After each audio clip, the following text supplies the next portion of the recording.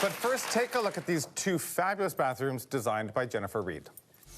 My client has two teenage boys, not exactly known for keeping a bathroom clean and tidy. So we had to keep that top of mind when designing, which to me meant not a lot of white. We knew the materials had to be durable, so we started with a gray porcelain tile and chose a dark gray grout. People often make the mistake of choosing a light grout, which over time gets dirty. Just make it dark to begin with. We had to have some light somewhere, so we opted for a simple white subway tile in the shower, with an accent of different shades of gray to tie the tile all together. We didn't have room for double sinks, but this vanity has ample storage with these big drawers, and the glossy gray complements the tiles. For the walls, we chose the lightest shade of gray from the accent tile in the shower. To spruce up the space, we brought in some fun pieces of art. They lighten the space with the white frames and add a splash of blue and green. The room is simple, easy to keep clean, and the shades of gray will be easier to maintain for two teenage boys. In the master bathroom, my client wanted a clean and light feeling, but nothing too stark. For both budget and durability, we decided against natural marble. It can crack with high traffic, and it can also stain with makeup and hairspray. We chose this beautiful porcelain that mimics natural stone. I love the variations in pattern and color. Using the tile for both the floor and shower walls gives it a seamless look. We had just enough room for a double vanity. It fits like a glove, and the walnut adds natural warmth to the space. To make the room appear larger, we decided to use one large mirror. To add a little extra light, we put the sconces directly on it. The overall look is calm and inviting, the perfect contrast to our more stark gray palette in the boys' bathroom. It makes the master feel more luxurious and serene. Oh, we hated them. Everyone, please give some love to Jennifer. Welcome to the show.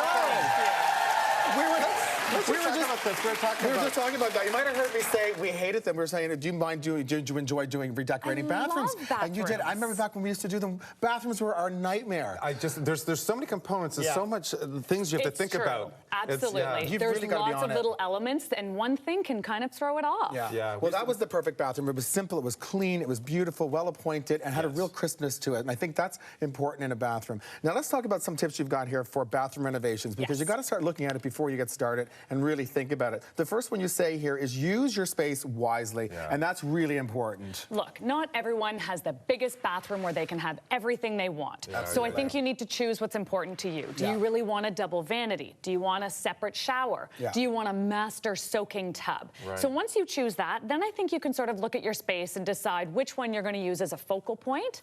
And then you can sort of decide, okay, so now I need to have a single sink. But it really does come down to space. And the next one you have here, select durable flooring. Absolutely. Yeah, for sure, especially if it's a high traffic bathroom. Ceramic, porcelain, stone. You can use marble. It may not be the best bathroom with kids because marble can crack with high traffic use. What's your favorite? What do you use the most? Porcelain is your favorite? Absolutely. And what's the reason you love it so much? Well, it's a little bit higher end than ceramic as the color goes all the way through. So if you scratch or chip it, you won't necessarily see it. With ceramic, the color's right on top. So if you get a chip, you're going to see it. I think porcelain is a great way. Now they've got porcelains that look like natural marble, as you saw in that bathroom on tape.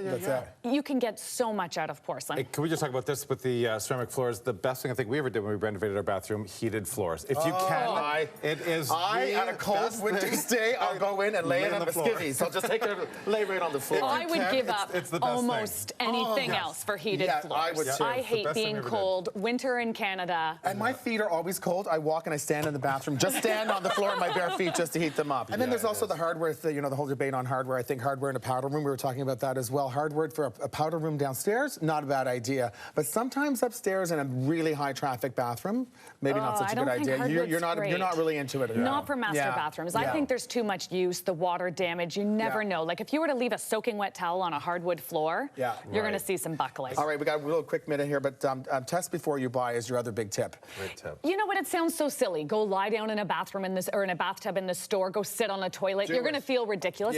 Do it. Because a bathtub, you're going to say, oh, I think I should go bigger. But once you get in it, if your toes can't touch the end, you're floating. You're sinking right to the bottom. You really are. My mother did it in our tub. She got in the tub, and she didn't, you know, and we've got the bubbles that come up from below. Well, she was like she was in a big cauldron because she was just literally floating on the top because her feet didn't touch, her head didn't touch. She was sort of holding on, and she was just jiggling in the middle of this thing. She was drowning in there. Sorry, Glenda. Yes. Sorry, Mom. So when you're spending that much, go test everything. Absolutely. And if you're going to splurge on a toilet, make sure that the lid is a soft close. The last thing you want is it slapping down and making a loud noise. The slamming of the toilet lid. He hates that. All right, again. Guys, we have to take a quick break. When we come back, we're going to have more tips for bathrooms with Jennifer. Thanks. Beautiful.